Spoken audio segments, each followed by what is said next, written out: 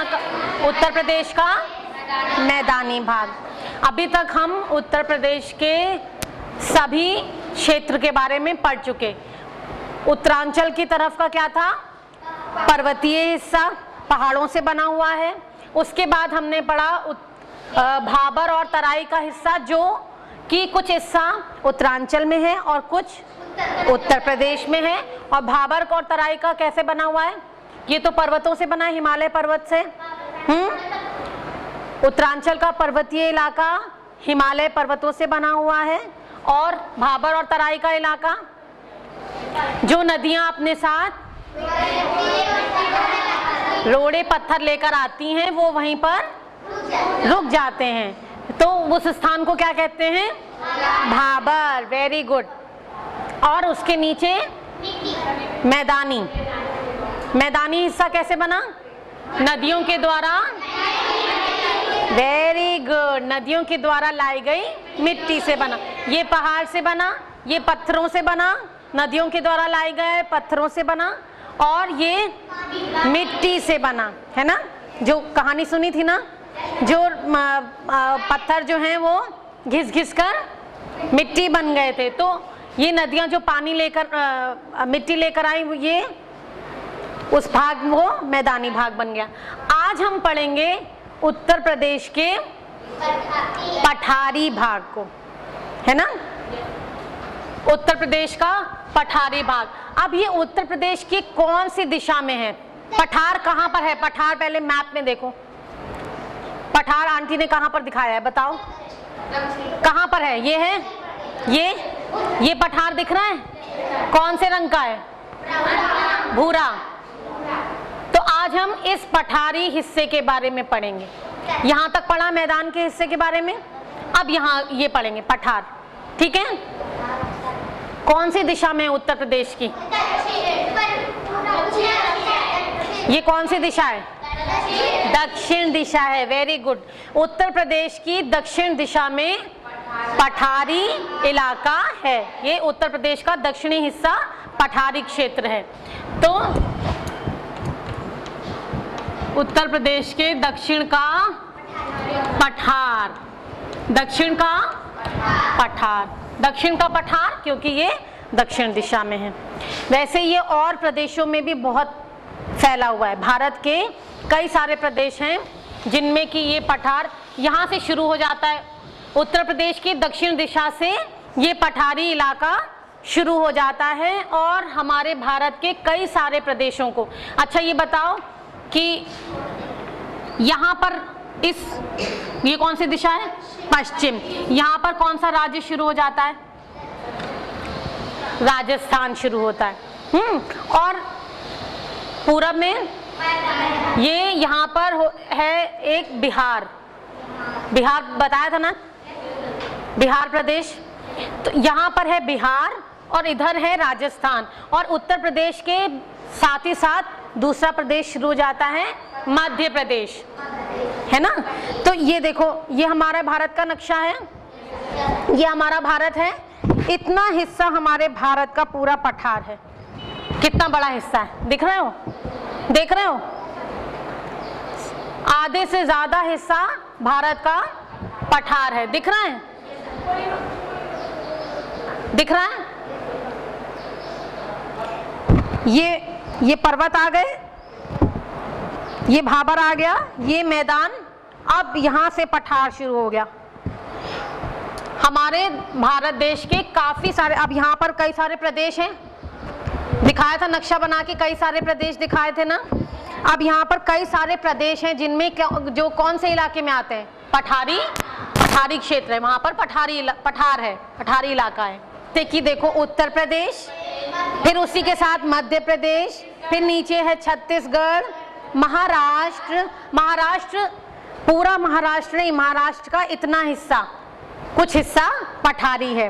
आंध्र प्रदेश, कर्नाटक और तमिलनाडु, ये सारे प्रदेशों के बारे में बताया था ना। 28 प्रदेश हैं हमारे देश के। तो इतने सारे प्रदेश हमारे पठार में आते हैं। ठीक है, बहुत सारे प्रदेश आते हैं ना, काफी सारे प्रदेश हैं पठार में। अब बहुत देर हो गई पठार पठार पठार पठार कहते हुए। पठार कहते किसको हैं ये बताओ, किसी को मालूम है पठार शब्द का क्या मतलब? पठार किसे कहते हैं?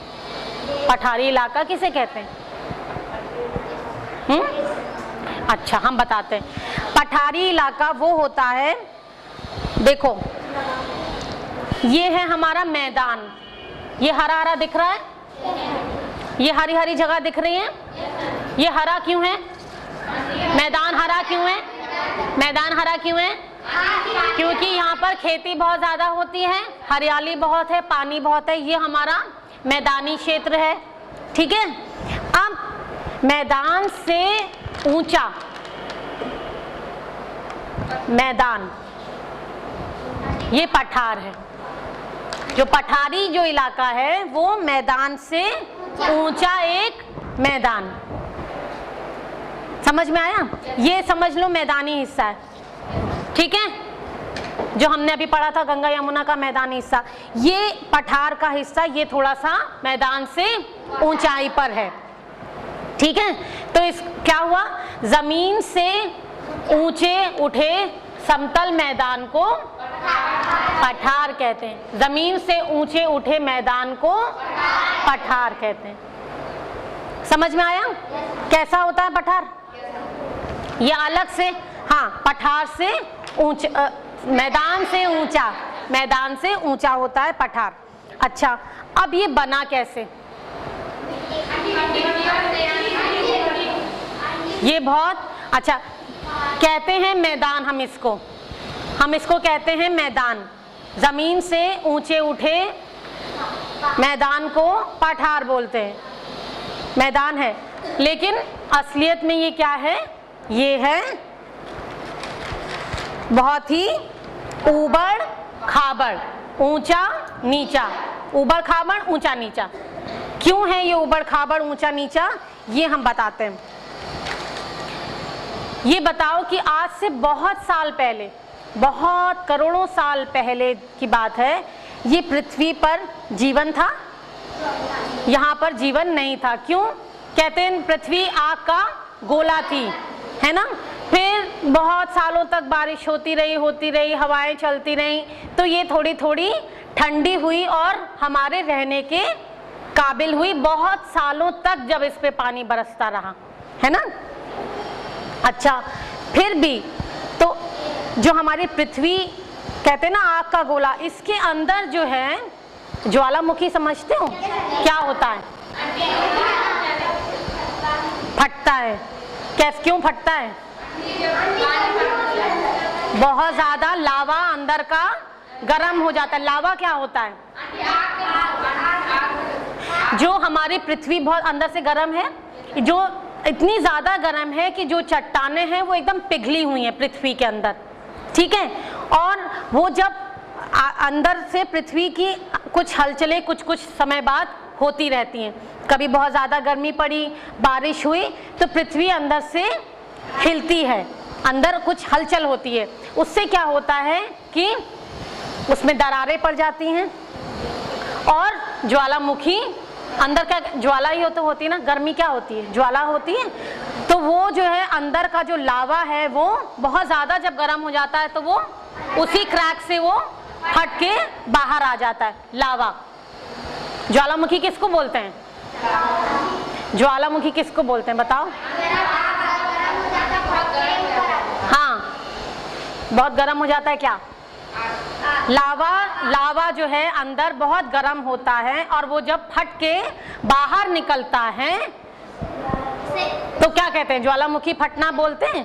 अच्छा, अब ये बताओ कि जब वो फटा, ज्वालामुखी फटा, अनार कभी फटते हुए देखा है? हाँ, उसके बाद जब जल जाता है उसके बाद सुबह देखो तो कैसे दिखता है। उसकी पटाखे जलाते हैं, जो जब जला हुआ हिस्सा होता है वो कैसे सुबह देखो तो कैसा होता है जब ठंडा हो जाता है तो काला काला पड़ जाता है कि नहीं।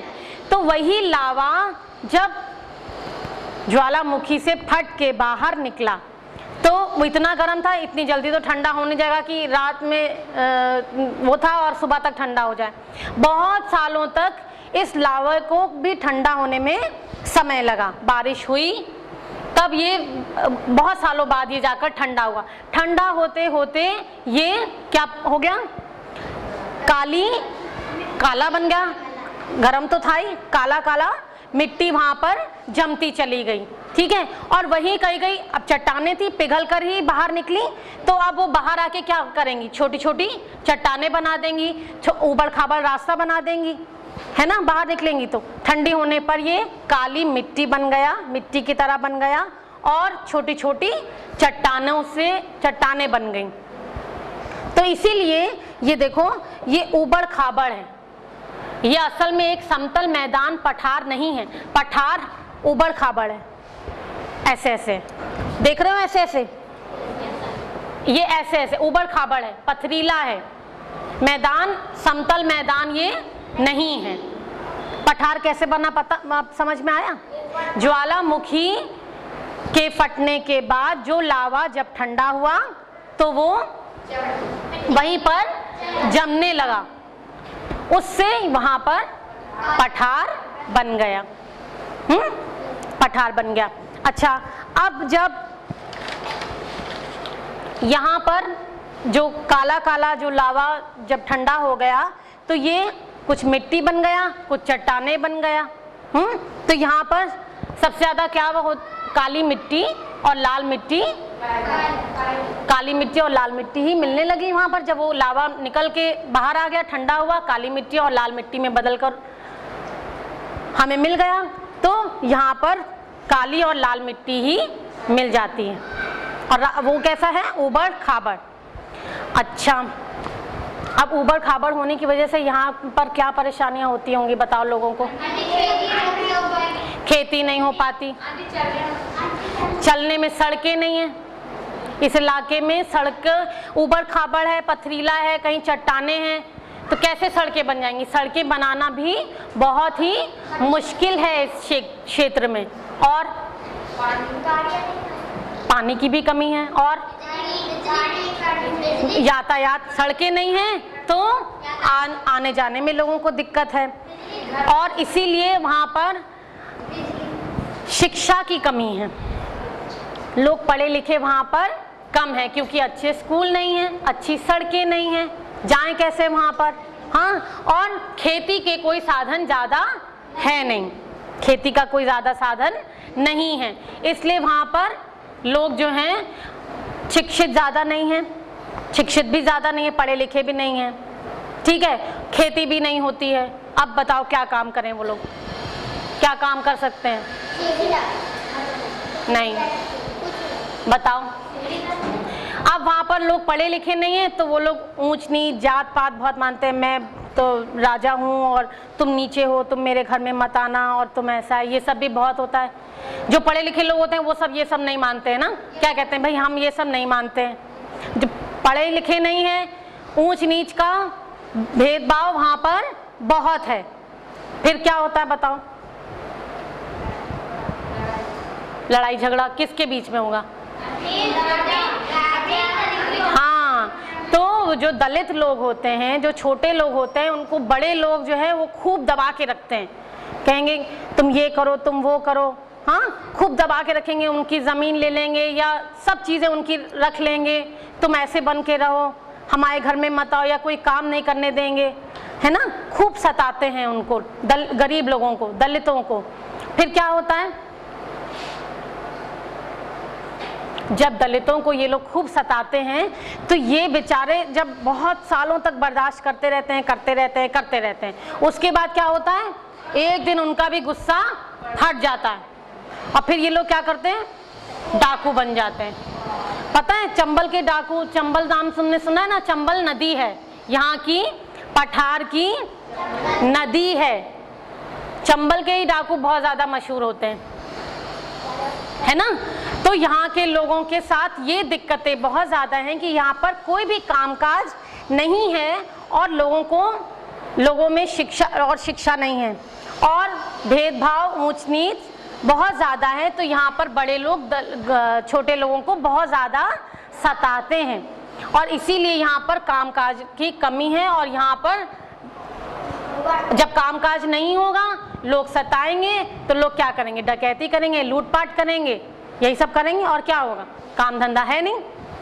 तो यहाँ के फूलन देवी का नाम सुना है? फूलन देवी, डाकू फूलन देवी यहीं की थी वो, ठीक है। अब ये पठारी हिस्से की, अब जो हमने पठार तुम्हें बताया, ये पठार जो है, अब बताओ अगर जैसे कोई चीज ऊंची है, कोई चीज मान लो ऊंची है, उसकी वहां की ढाल किस तरफ होगी? जो निचाई पे जगह होगी वो उसकी तरफ ढाल होगी, है ना। अब मान लो ये ऊंचा है पठार और नीचे है मैदान, इसकी ढाल कहाँ पर होगी? मैदान की तरफ होगी, इसकी ढाल मैदान की तरफ होगी।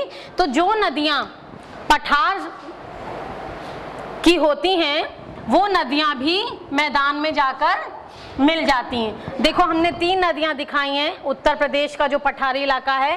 वैसे नदियां बहुत हैं और भी पठारी हिस्से में, लेकिन जो उत्तर प्रदेश में हैं वो हैं 3 नदियां, बेतवा, केन और तोन। मुख्यतः 3 नदियां हैं यहाँ पर, बेतवा, केन और तोन। ये देखो जाकर यमुना में मिल रही हैं। क्यों यमुना में मिल रही हैं? क्योंकि मैदानी इलाका ये नीचे है, पठारी हिस्से की ढाल जो है वो मैदानी हिस्से की तरफ है।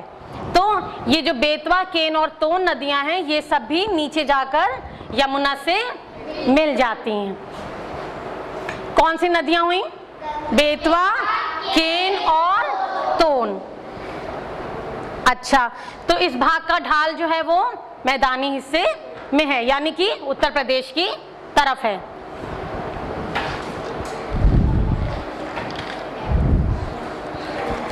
यहाँ का मौसम कैसा होता होगा? गरम। मौसम यहाँ पर बहुत गरम होता है। क्यों? क्योंकि यहाँ पर है चट्टानें, पथरीला इलाका है, तो जब गर्मी पड़ती है तो कभी देखा पत्थर बहुत जल्दी गरम हो जाते हैं, पत्थर बहुत जल्दी गरम हो जाते हैं, इसलिए यहाँ पर गर्मियों में बहुत ज़्यादा गर्मी पड़ती है और बारिश यहाँ पर, यहाँ के इलाके में बहुत कम होती है। पानी की कमी है, गर्मियों में सब नदियाँ, नाले, कुएं सब सूख जाते हैं, इतनी ज़्यादा गर्मी पड़ती है और पथरीला इलाका है इसलिए वो बहुत जल्दी गर्म हो जाता है, इसलिए यहाँ पर लोगों को गर्मी लगती है। अच्छा, पानी भी कम बरसता है और सर्दी कैसी होती होंगी? हाँ, सर्दी भी होती है लेकिन एकदम सूखी सर्दी, कोई पानी वानी नहीं होता, कुछ नहीं, बस जाड़ा पड़ता है। जाड़े में पत्थर भी तो बहुत जल्दी ठंडे भी हो जाते हैं और बहुत जल्दी गर्म भी हो जाते हैं। तो यहाँ का मौसम ऐसा होता है और पीने के पानी की यहाँ पर बहुत ज़्यादा कमी है, बहुत ज़्यादा कमी है। और काम धंधे हमने तुम्हें बताए यहाँ पर कि जो भी खेती, यहाँ पर खेती लायक जो भूमि है, खेती लायक जो ज़मीन है, यहाँ पर पथरीली होने के कारण बहुत खेती लायक ज़मीन बहुत ही कम है, खेती बहुत कम हो पाती है, काम धंधा ज़्यादा नहीं है, इसलिए यहाँ के बस लूटमार डकैती बहुत ज़्यादा है। यहीं पर ही लोगों को इतना ज़्यादा परेशान किया है बड़े लोगों ने, दलितों को, जिसकी वजह से उन्होंने ये काम शुरू किया। ये परेशानी रही उन लोगों के आगे। अब तुम लोग कह सकते हो अच्छा ठीक है कोई बात नहीं, पढ़े लिखे नहीं थे तो झाड़ू पोछा ही कर लें। अब बताओ, अब ये लोग बेचारे जो दलित लोग हैं, अगर ये बड़े लोगों के यहाँ झाड़ू पोछा ये भी करने जाते हैं, बर्तन भी करने जाते हैं, तो क्या होता है, ये लोग पैसे ही नहीं देते, और अगर पैसे दिए भी तो अपनी मर्जी से दिए, जितना मेहनत उसने करी उतना पैसा वहाँ के लोगों को नहीं मिलता है। तो उनके अंदर क्या होता है, गुस्सा भरना शुरू हो जाता है, गुस्सा भरता रहता है, गुस्सा भरता रहता है। फिर एक दिन जब बहुत ज़्यादा उनको सताया जा चुका होता है तो फिर वो उनका गुस्सा फूटता है और फिर वो अपनी बंदूक उठाकर डकैती शुरू कर देते हैं। ठीक है, अब हम इसके बाद पढ़ेंगे यहाँ के काम धंधे और क्या फसलें, यहाँ के ये जो मिट्टी है काली मिट्टी, ये कौन कौन सी फसलें इसमें उगाई जा सकती हैं, ये हम अगली बार पढ़ेंगे। ठीक है।